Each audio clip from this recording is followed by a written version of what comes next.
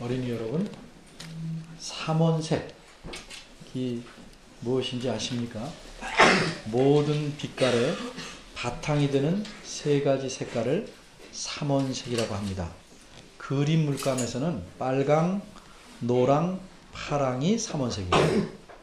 그런데 빛의 색깔에서는 빨강, 노랑이 아니고 초록, 파랑이 삼원색이라고 합니다. 이 세 가지 색을 섞으면 온갖 색깔을 다 만들어낼 수 있답니다.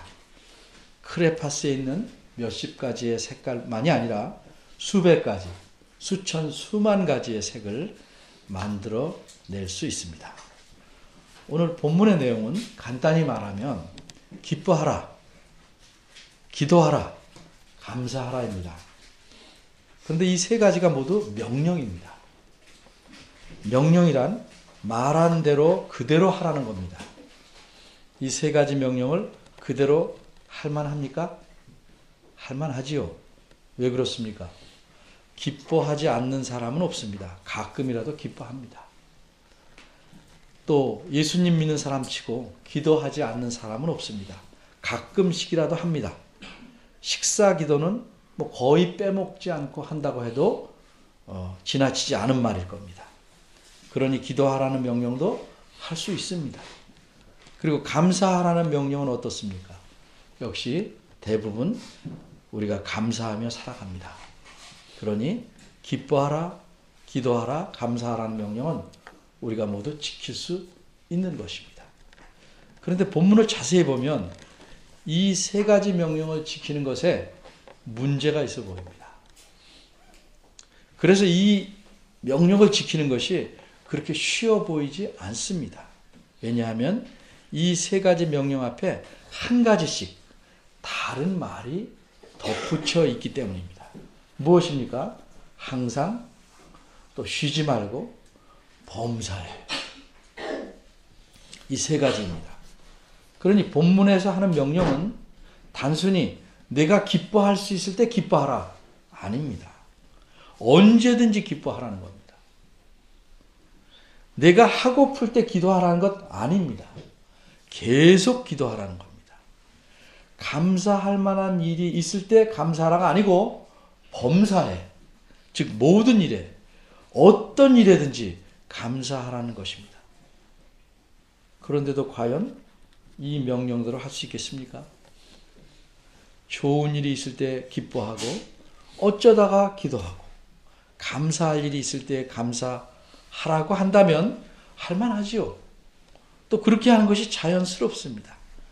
그런데 항상 기뻐할 수 있나요? 슬플 때 울지도 못하고 화날 때 얼굴도 붉히지 못하고 어떻게 항상 기뻐할 수 있겠습니까? 쉬지 않고 기도할 수 있겠습니까? 하루 종일 아무것도 안 하고 기도만 하나요? 어떻게 모든 일에 감사할 수 있나요? 고통스러운 일이 생기고 슬픈 일이 생겨서 저절로 원망이 나올 수도 있는데 어떻게 모든 일에 감사할 수 있겠습니까?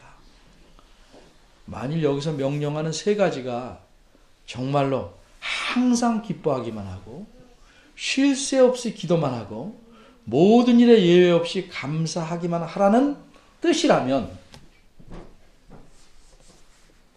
이 명령은 정말 말이 안 됩니다. 우리가 할 수 없습니다.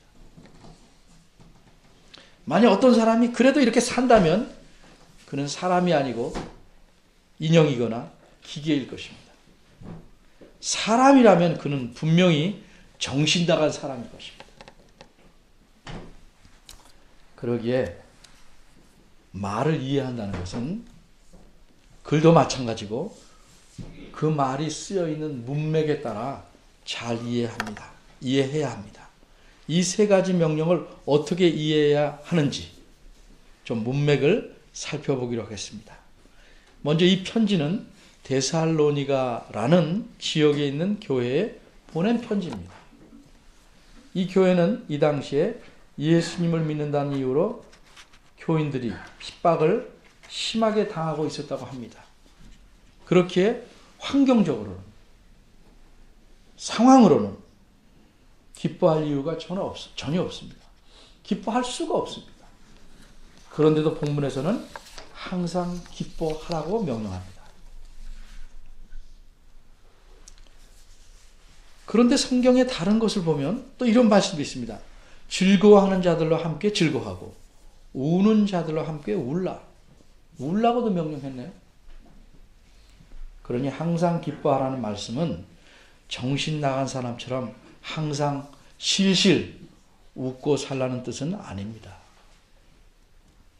그러면 이 말씀이 무슨 뜻인가? 이 편지를 써서 보낸 사도 바울께서 다른 교회에게 쓴 말씀을 보면 그 뜻을 좀 더 분명하게 알 수 있습니다. 다른 곳을 보면 바울 선생님은 이렇게 말씀합니다. 주 안에서 항상 기뻐하라. 내가 다시 말하노니 기뻐하라. 이 말씀에서 우리가 알 수 있는 것은 비록 환난과 핍박을 당하고 있지만 주 안에서, 바꿔 말하면 주님 안에 우리가 있다는 사실로 인하여 항상 기뻐하라는 의미입니다. 풀이하자면 내가 어떤 상황에 있든지 역경이든 고난이든 슬픈 일을 당하든지 간에 이 모든 상황 속에 내가 나 혼자 내버려져 있는 것이 아니고 항상 주님께서 함께 하신다는 사실로 인해서 기뻐하라는 말씀입니다. 좀 어려운 말로 내가 어떤 형편에 처해 있든지 나는 하나님의 주권과 하나님의 섭리 가운데 있다. 그래서 주님께서는 이 모든 어려운 일까지도 통해서 나를 성숙해 하시고 또 이 모든 과정에 함께 하시고 자신의 선하시고 기쁘신 뜻대로 내 삶을 이끌어 가신다. 이런 사실을 알기에 비록 얼굴에 눈물이 흐르고 입에서는 통곡이 터져나오는 상황에서도 깊은 바닷속처럼 내 마음은 평안하고 항상 기쁨을 잃지 않을 수 있는 것입니다. 항상 기뻐하라는 명령은 그와 같이 기뻐하는 마음, 그 마음을 잃지 말라는 의미입니다. 두 번째 명령은 쉬지 말고 기도하라는 말씀입니다. 모든 글이나 말은 그 문맥에서 특별한 이유를 알려주지 않는 한 자연스럽게 이해해야 합니다. 따라서 이 말씀이 다른 일은 거의 하지 말고 기도만 하라는 뜻은 아닙니다. 늘 기도하려고 예배당에 나와 살라는 뜻도 아닙니다. 그럼 어떻게 이해해야 될까? 사람에게는요, 논리적으로 설명이 안 되는 신비하거나 이상한 부분이 꽤 있습니다. 이러면 안 되는데 손이 갑니다. 그러기에 어려운 일이 있으면 하나님께 기도해야 한다는 걸 알면서도 막상 어려운 일이 생기면 하나님이 아닌 다른 데서 도움을 찾으려고 합니다. 우리가 기도한다는 것은 무슨 증거입니까? 우리가 모든 것을 우리 뜻대로, 우리 능력대로 할 수 없다, 해결하지 못한다는 사실을 보여주는 증거입니다. 아프면 아야 하고 소리를 내듯이 기도에는 나를 도와달라고 소리칠 것 같은 그런 비슷한 면이 있습니다. 그런데 일반적으로 사람이 옆에 있는데 친한 사람이라고 하는데 아플 때만 아프다고 말하고 아프지 않을 때는 옆에 있는 사람한테 한마디도 안 해서 무시하는 느낌을 준다면 그것은 그 사람과 좋은 관계를 갖고 있는 것은 아닙니다. 꼭 필요한 말만 하는 것이 반드시 좋은 건 아닙니다.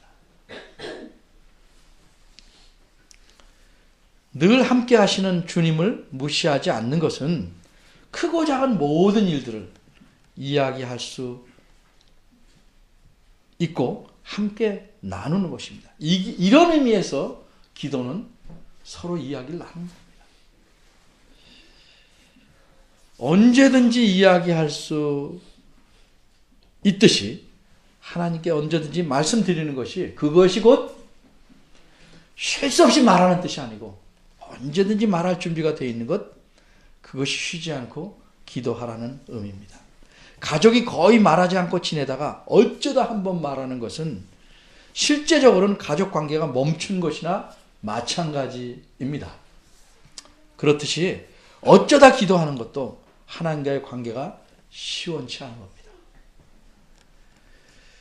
기도해야 어려움 가운데서도 기쁨을, 평안함을 얻을 수 있는 것입니다. 하나님께서 새 힘과 위로를 주시기 때문입니다. 세 번째 명령은 모든 일에 감사하라는 겁니다. 누구나 좋은 것, 자기가 바라던 것을 얻으면 좋아합니다. 감사할 수 있습니다. 그런데 그럴 때만 감사한다면 어떻게 되는지 아십니까? 자기도 모르는 사이에 조금씩 불평, 불만, 원망이 계속해서 내 마음에 때처럼, 덮개처럼 쌓여갑니다.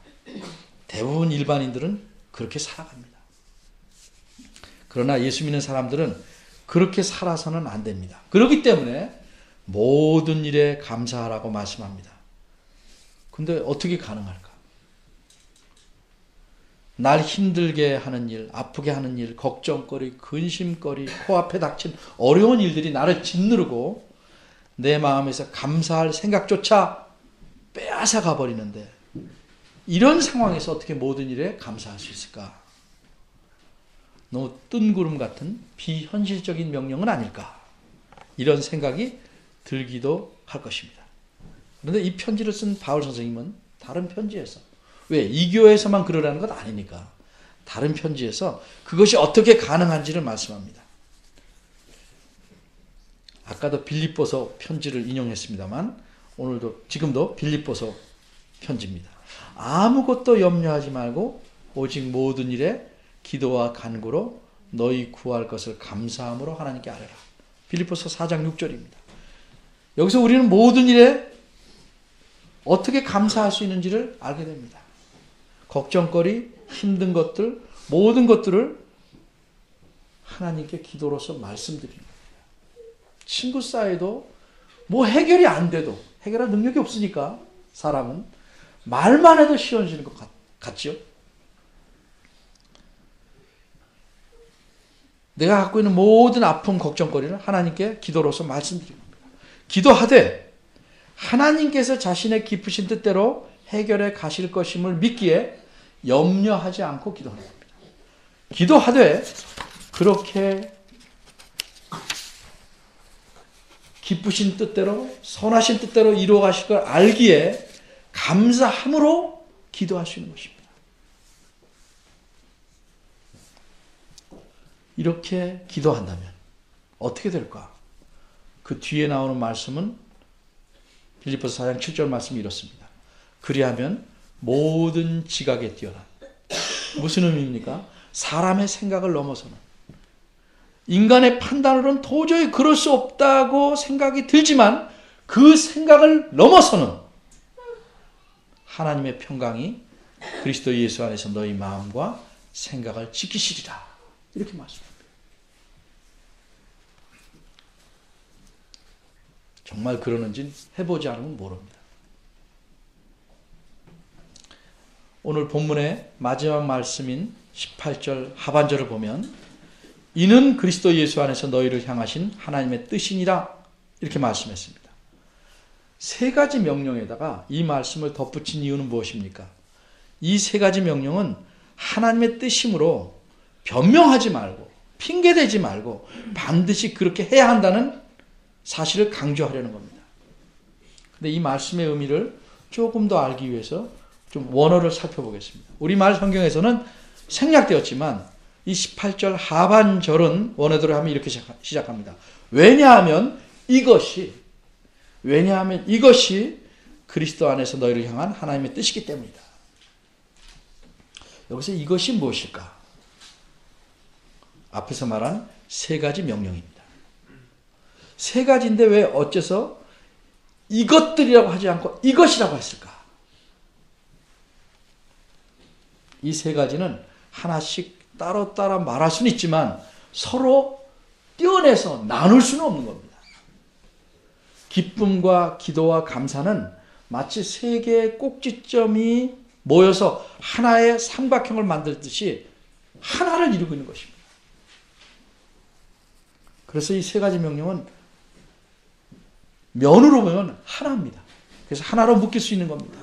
항상 기뻐하려면 쉬지 않고 기도해야 하고, 그러면 모든 일에 감사할 수 있게 됩니다. 또 감사하면 항상 기뻐할 수 있게 됩니다. 그런데 이 세 가지 명령은 지켜도 되고 안 지켜도 되는 것 아닙니다. 가끔씩 지키면 되는 것 아닙니다. 반드시 언제든지 그렇게 해야 합니다. 그것이 하나님의 뜻이기 때문입니다. 기쁨이 없는가? 기도해야 합니다. 왜 감사가 없는가? 기도해야 합니다. 세 개를 연결해서 자꾸 생각을 해봐야 됩니다. 우리는 모두 다 일종의 화가입니다. 그림을 그리는 사람입니다. 무엇을 그리는 화가일까? 나 자신을 그리는 화가입니다. 그리고 내 인생, 나의 삶은 나 자신을 그려가는 아주 커다란 도화지와 같은 겁니다. 나를 어떻게 그리느냐? 칙칙하고 음울하고 시커멓게 그리냐? 아니면 아름답고 훌륭하게 밝고 명랑하게 그리냐? 보기 좋게 훌륭하게 그리려면, 아름답게 그리려면 세 가지 색을 잘 사용해야 합니다. 그래서 내 삶의 삼원색은 항상 기뻐하고 쉬지 않고 기도하고 범사에 감사하는 겁니다. 이렇게 살려고 애쓰는 사람은 가치 있고 아름다운 인생을 살 수 있는 것이고, 무엇보다도 하나님의 뜻에 합당한 삶을 사는 것입니다. 하나님의 뜻을 이룬다, 크게 인생을 하는 게 아니라 이 기본부터 지켜야 합니다. 하나님은 우리에게 때로 힘든 것을 요구하시지만 우리가 전혀 할 수 없는 것, 못할 것을 요구하시지는 않습니다. 할만하니까. 또 이렇게 해야 우리가 행복하게 아름답게 살 수 있으니까 이 세 가지를 하라고 명령하시는 겁니다. 하나님 뜻에 살면 우리 삶이 풍요롭게 됩니다. 남이 볼 때는 별것 아닌 것 같지만 정말 풍요로워하십니다. 풍요롭게 되면 남이 나를 어떻게 평가하는지, 내 삶이 어떻게 평가하는지 별로 신경 안 씁니다. 하나님이 어떻게 보시는지에 신경 씁니다. 하나님께서 우리를 구원하신 것은 얼굴에 오만 상을 그리고 마음에 증오를 품고 원망하고 뭔가 잘 되어만 기분 좋고 기뻐하는 그런 삶을 사는 사람이 되라고 하신 것 아닙니다. 오랫동안 예수 믿는다고 하는데 한국 사람들은 일반적으로 얼굴이 무뚝뚝하지만 그 분위기가 기쁨이, 감사가 배어 있어야 합니다. 그 얼굴에 그런 것이 나타나지 않는 사람은 삼원색을 사용하지 않은 사람이다. 이렇게 말해도 지나치지 않을 겁니다.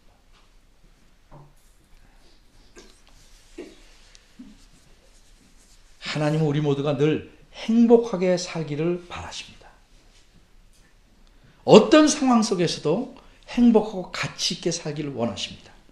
부모가 자식의 행복을 바라고 원하듯이 하나님도 자녀인 우리가 늘 행복하고 아름답게 살기를 원하십니다. 근데 부모는 원하지만 자식의 행복을 만들어줄 능력은 없습니다. 행복은 돈이나 재산의 문제가 아니라 마음과 생각의 문제이기 때문에 그렇습니다. 그러나 하나님은 우리를 능히 행복하게 해주실 능력이 있습니다. 그런데 하나님은 이 능력을 어떻게 사용하시는가? 이 삶의 삼원색을 우리가 잘 사용할 때 나타나도록 하십니다. 그래서 우리에게 항상 기뻐하고 쉬지 말고 기도하고 범사에 감사하라고 명령하신 겁니다. 여러분은 어떤 삶을 살기를 원하십니까? 행복한 삶은 근본적으로 돈이나 내가 가진 것에서 오는 것이 아닙니다. 그것은 하나님께서 주시는 겁니다. 이것은 하나님의 명령을 따름으로써 누리게 되는 것입니다. 삶의 삼원색이 무엇인지 알았습니다. 이 삼원색으로 자신의 삶을 아름답고 풍요롭게 그려나가는 멋진 화가들이 되시기를 바랍니다. 기도하겠습니다. 하나님, 우리의 삶을 돌아봅니다. 왜 이렇게 찌그러지고 때로는 내 동댕이 친 느낌을 갖고 내 안에는 잊지 않기를 바라는 원망과 미움과 슬픔과 아픔이 가득 쌓여 있습니까? 내가 바라는 색깔만 써서 나를 그리기 때문이 아닌지 생각해 봅니다. 하나님께서 주신 3가지 명령을 늘 기억하고 부족하고 힘들지만 어렵지만 이 명령에 따르려고 힘써서 하나님의 능력을 맛보는 저희들 되게 하시옵소서. 그래서 우리의 삶이 세상이 알지 못하는, 세상 사람들이 도저히 생각해보지도 못한 지각에 뛰어난 하나님의 평강과 하나님이 주시는 은혜를 누리는 삶으로 살아가길 바랍니다. 저희들의 욕심을 지워주시고 저희들 안에 교만을 내몰아주시고 하나님 말씀에 감사함으로 순종하는 저희들 되기를 원합니다. 도와주시고 긍휼히 여겨 주시옵소서. 올 새해는 무엇보다도 우리 삶의 모습을 새롭게 밝고 아름답게 그려나가는 그런 해가 될 수 있도록 저희들을 이끌어 주옵소서. 예수님의 이름으로 기도합니다. 아멘.